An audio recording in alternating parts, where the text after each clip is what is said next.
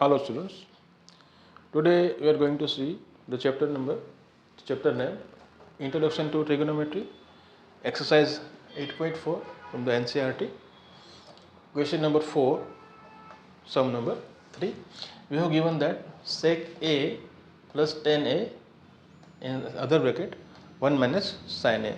We have given option, we need to select from that particular option. Let's see how can we simplify this one. Okay, our thumb rule is that whenever we get trigonometric function and we need to find any value, we should convert them into sin and cos. So let's see how to do that thing.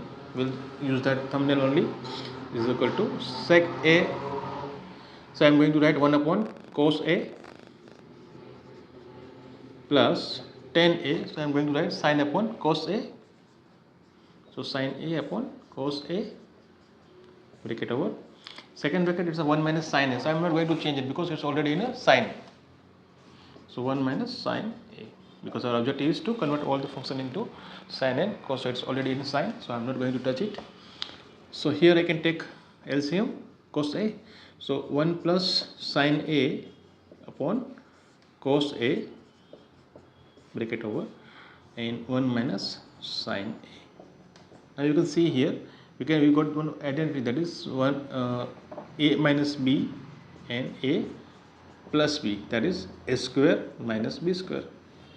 Here A is 1, B is sin, so 1 minus sin A, 1 plus sin A is equal to A square minus B square. So I can write A square is my 1, so 1 square, minus B is my sin, so sin square A.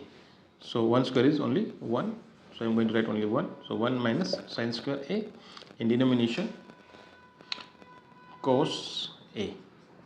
And as you know that 1 minus sin square is equal to cos square A according to the identity, sin square theta plus cos square theta is equal to 1.